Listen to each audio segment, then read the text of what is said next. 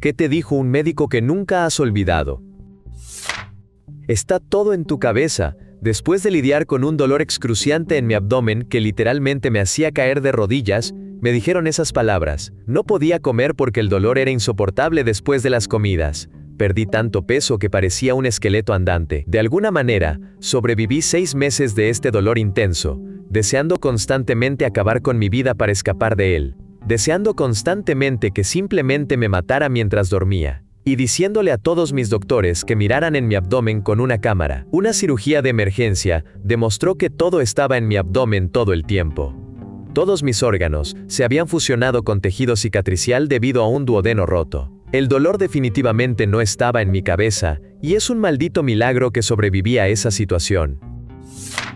Tuve una ruptura ectópica en mi primer embarazo. Después de explicarle a mi esposo las rutas más rápidas para llegar al hospital para la cirugía de emergencia, se tomó un momento para sostener mi mano con ternura y decir, «Está bien, ahora vamos a salvar tu vida». Él fue el mejor doctor que he tenido. Nunca olvidaré lo reconfortante que fue su voz, incluso mientras yo estaba en un estado crítico. Siempre le estaré agradecida.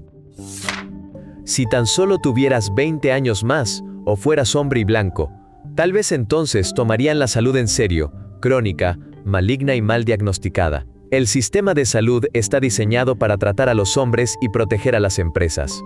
A las mujeres apenas les importa, y a las mujeres jóvenes de color aún menos. Que les den, sigue adelante. Ella fue la primera en repetir viejas pruebas. Boom. Diagnosticada y curada de un problema de salud de 9 años. Resuena en mí, ya que fui alguien que trabajó en ciencia, y pasó mucho tiempo luchando por una mejor atención, solo para rendirse, y ver cómo mi salud se desmoronaba. Estuve con hierro por vía intravenosa, líquido rojo después del diagnóstico, y luego cirugía, en lugar de múltiples viajes a urgencias al año. Ella me salvó de una enfermedad agresiva. Siempre. Defiende. Tucuti. Salud. Tenías razón. Tenía 19 años, era mi cita anual con el ginecólogo, y le comenté que algo no se sentía bien, que no había estado bien en un tiempo. Había tenido quistes 3 años antes que me enfermaron mucho, así que tenía antecedentes. Ella me desestimó. También me dijo que la anticoncepción oral no me estaba causando náuseas. Exigí una ecografía ese mismo día, en la consulta. No me iba a ir sin una, así que ella la programó y entré. La técnica tenía la misma edad que mi mamá, y era muy amable. Comenzó su trabajo y, unos minutos después, solo me palmeó la rodilla y dijo, «Necesito ir a buscar al doctor». Tenía un quiste, del tamaño de una pelota de béisbol, duro como una roca, dentro de mi ovario izquierdo, golpeando por allí. No sabían qué era, así que mencionaron la palabra con la C grande, y estaba en cirugía dentro de 2 semanas. Justo al inicio de mi segundo año de universidad. Era tan duro que su forma habitual de tratar el problema no funcionó, así que tuvo que hacerlo a la antigua, con un corte grande en la parte inferior de mi abdomen. Espero que quien lo cultivó se haya divertido con las cosas extrañas que mi cuerpo desarrolló. Sin embargo, fui el caso caliente de la semana, en la consulta, y era como una mini famosa. Generalmente, fui un desastre ansioso y lloroso durante un proceso de PAP biopsia DIU, posparto de partes íntimas femeninas, que fue una auténtica experiencia complicada. Le pedí disculpas a mi obstetra masculino y a su asistente médica por ser un lío, ya que ambos, a mis ojos, habían hecho un gran esfuerzo para calmarme y guiarme a través del dolor y la ansiedad. Me siento bastante cómoda con estas personas, ya que es el mismo equipo que atendió a mis 2 bebés. Él dice, si logro algo en esta carrera, espero que sea que pueda lograr que las mujeres dejen de disculparse por la forma en que reaccionan ante todas las cosas que tienen que enfrentar. El mismo médico también me había dicho, cuando estaba enfrentando diferentes situaciones reproductivas, haré lo que tú quieras que haga. Es tu cuerpo. Mi trabajo es responder tus preguntas, darte los hechos, y, cuando tomes tu decisión, te respaldaré al 100%. Él ha hecho muchas cosas por mí para mejorar mi perspectiva y ayudarme a aprender a abogar por mí misma en nuestro complicado sistema de salud, pero esos momentos realmente se destacan para mí. Comparo a todos los demás médicos con él. Solo habían pasado 6 meses desde que mi mamá falleció. Estaba en la consulta del médico y ella me había preguntado sobre mis antecedentes familiares. Le hablé del lado de mi papá y luego mencioné a mi mamá. Ella pausó por un breve momento y dijo que también había perdido a su madre recientemente. Irónicamente, el Día de las Madres estaba a solo unos días de distancia, y iba a ser el primero sin ellas. Ambas pudimos compartir nuestro dolor en ese momento, y antes de irme, me preguntó si estaba bien que me diera un abrazo. Me había sentido tan adormecida hasta ese momento, pero ese día me fui sintiendo que no estaba completamente sola. Solía tener un cliente que era especialista en cáncer, no recuerdo en qué área. Éramos bastante cercanos y era bastante brillante en su campo. Al momento de su retiro, en la fiesta le pregunté si tenía algún arrepentimiento sobre el campo que había elegido. Él respondió, solo uno, todos mis pacientes están muertos. Nota, sé con certeza que todavía tenía algunos pacientes vivos en el momento de su retiro, pero considerando cuántas personas sabía que había tratado a lo largo de los años, definitivamente puedo sentir su sentimiento. El cáncer es horrible. No estaba seguro de agregar este añadido, porque siempre arderá en nuestras mentes. Pero, perdimos a nuestro hijo, nuestro único hijo, por cáncer cerebral hace 6 años. Es, sin duda, lo peor por lo que uno puede pasar. Suspiro. Que debería considerar la terminación si no podía manejar la náusea matutina normal. Tuve hiperémesis gravídica, estuve en la sala de emergencias por tercera vez esa semana para recibir líquidos, y era un hospital católico. Mi siguiente embarazo careció de náusea matutina y hiperémesis gravídica, pero perdí a mi mamá de manera inesperada. Mi doctor lloró conmigo cuando se lo conté. Se conocían toda su vida profesional, pero él no sabía que ella era mi mamá hasta que afectó mi atención médica. Alemania, el sistema de salud alemán. Hace 8 años me habrías encontrado en el hospital. Mi dependencia del alcohol y los momentos oscuros me habían llevado allí, indirectamente. Cadera rota, después de que mi pierna infectada se negara a funcionar y caí en mi baño. Pasaron 2 días más, hasta que mi cuerpo dejó de funcionar, excepto algunas funciones vitales. Tenía una neumonía, estaba a punto de perder mi pierna izquierda. Tenía cirrosis hepática en sus inicios. Tenía alucinaciones debido a los medicamentos para dormir y la abstinencia del alcohol. Y no sé qué más. Hice un cold turkey, y aún bajo atención médica fue un infierno. Pasé 6 semanas en el hospital, y en los últimos 3 días el anhelo por el alcohol regresó. Y estaba pensando en cómo conseguir mi amada cerveza. No podía conducir, no había, ni hay, Uber o algo similar donde vivo. No estaba casado, mi madre vivía al lado, pero ella me daría un infierno y no me habría ayudado. Y el domingo, antes de salir del hospital, un ángel apareció al pie de mi cama. Resultó ser la médica de la sala. No estaría al día siguiente, así que había decidido venir en su día libre para hablarme con sensatez. Después de que terminó, lloré durante 6 horas, y cuando finalmente pude dejar de llorar, decidí renunciar al alcohol. Y lo hice. La frase, o 2, para ser precisos, que me salvaron la vida: si continúas bebiendo donde te detuviste cuando llegaste aquí, estarás muerto en 2 años. Y la importante, quiero que vivas. No fui yo, pero estaba en la sala, porque acompañaba a mi mamá a todas sus citas. Su cirujano básicamente le dijo, tienes razón, hay un problema, pero podemos solucionarlo. Y eso la hizo estallar en lágrimas de felicidad. Ella había estado lidiando con calambres y dolor abdominal durante casi 10 años. Comenzó siendo leve y había ido empeorando progresivamente hasta el punto en que, cuando le daba, caía en llanto, encorvada, incapaz de comer o moverse. Un montón de médicos la habían diagnosticado y tratado por varias cosas que no le aliviaron el dolor, y con el tiempo, la mayoría le había sugerido hacerse una evaluación psicológica, porque claramente estaba en su cabeza. Finalmente, convenció a un cirujano para que realizara algún tipo de cirugía exploratoria con una cámara. Resulta que no estaba en su cabeza. Había nacido con una condición en la que su intestino grueso no estaba unido a la pared abdominal como se suponía que debía estar. Durante los 10 años anteriores, se había movido de tal manera que se había enroscado alrededor de su intestino delgado, su apéndice y su colon, comenzando a cortar la circulación y causando la muerte celular. Finalmente, le quitaron alrededor de 15 a 18 centímetros de su intestino grueso, su apéndice y una gran parte de su intestino delgado. Así de repente, ¡puf!, todo su dolor abdominal desapareció. Tenía solo 7 años, pero tuve una fiebre horrible, dolor de estómago y vómitos durante 4 o 5 días. Mi madre y mi padre finalmente me llevaron al hospital. No podía siquiera tragar agua sin vomitarla. Por supuesto, estaba deshidratado. El dolor era implacable. Me retorcía en la cama gimiendo y llorando. Me pusieron suero intravenoso y me hicieron radiografías durante horas y días tratando de encontrar una obstrucción o algo. Permanecí en el hospital un total de 4 semanas, perdí la mitad de mi peso corporal, incluso le dijeron a mis padres que quizás no lo lograría si no empezaba a comer. Una mañana, desperté, miré a mi mamá y dije, tengo hambre. Deberías haber visto su cara, se iluminó con una sonrisa de alegría. Lo que tenía había terminado, muchos años después se pensó que era una variedad desconocida de virus. Me enviaron a casa, y una semana después tuvimos una consulta de seguimiento con el doctor. Él me acarició la cabeza y le dijo a mi madre, su hija obviamente estaba fingiendo, y la próxima vez que venga a casa quejándose de un dolor de estómago, péguenle con un palo, y mándenla de regreso a la escuela. Mi madre le dio una bofetada. Prometo que no estoy inventando la historia, era 1972, las cosas eran diferentes. Siempre pensé que él era tan engreído, que no quería admitir que no sabía.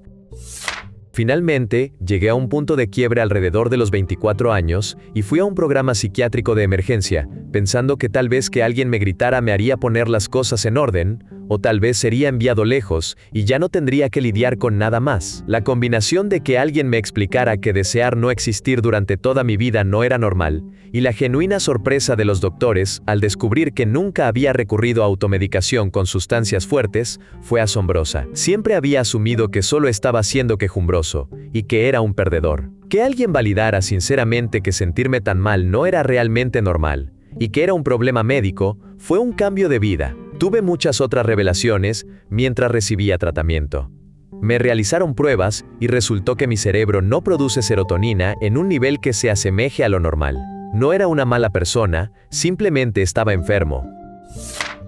He tenido muchas experiencias difíciles debido a todos mis problemas de salud, cirugías y hospitalizaciones. Una vez estuve en la unidad de cuidados intensivos, casi al borde de la muerte, y el equipo de acceso intravenoso estaba intentando colocar un acceso central de tipo PICC. El hombre no podía lograrlo. Intentó y fracasó varias veces antes de rendirse. Durante uno de los intentos, se mostró frustrado y dijo algo sobre mis venas siendo profundas. Mientras yacía allí, sumergida en la inconsciencia, logré expresar un ¿me estás llamando gorda?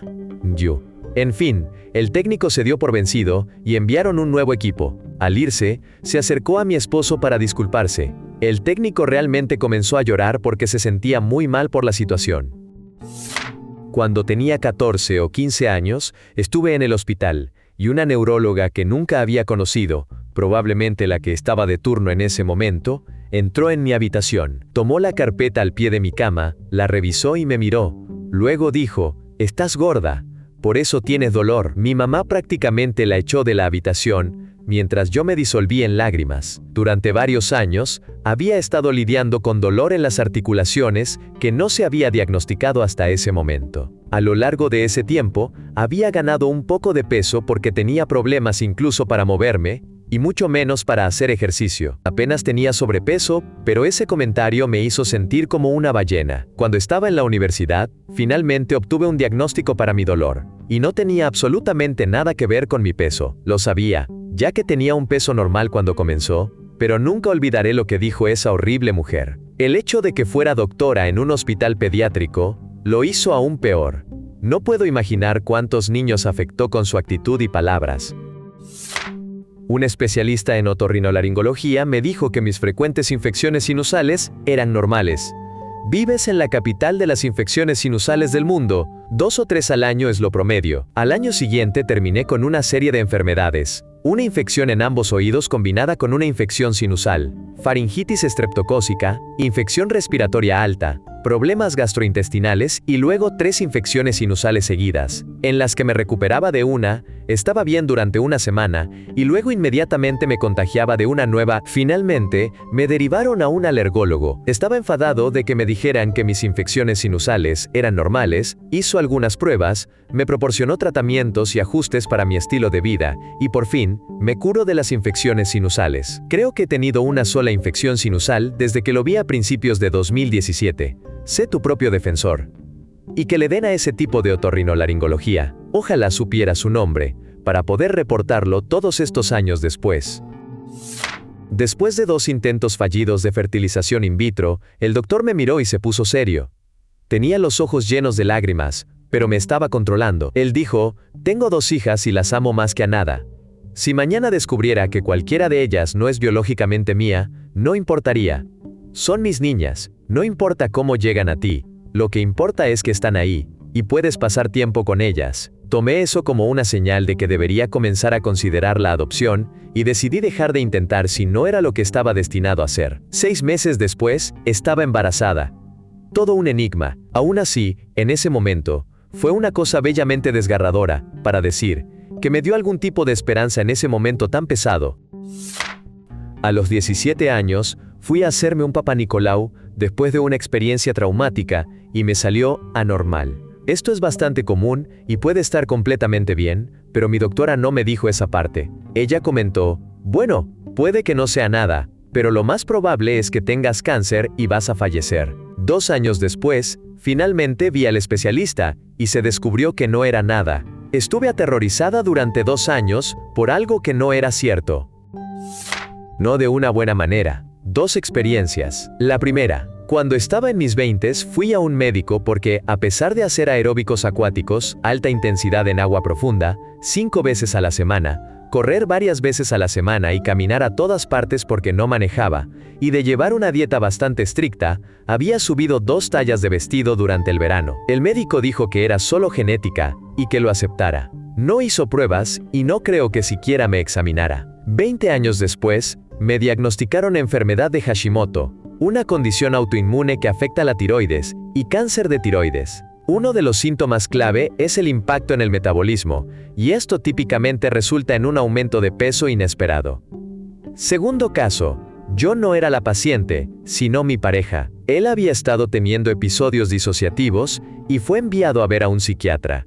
El psiquiatra lo diagnosticó con trastorno bipolar y lo puso en litio. Además, el médico me escribió una carta personalmente diciendo que yo lo estaba habilitando y que no era su madre. Casi una década después, a mi pareja le diagnosticaron apnea obstructiva severa.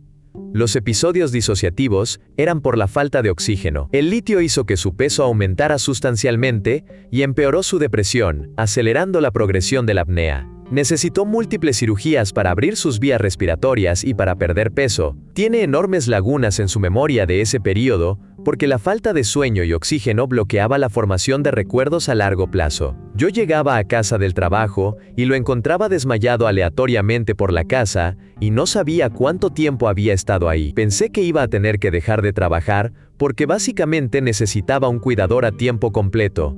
Pero claro, yo lo estaba habilitando. No recuerdo el nombre de ese médico, pero espero que ya no esté practicando.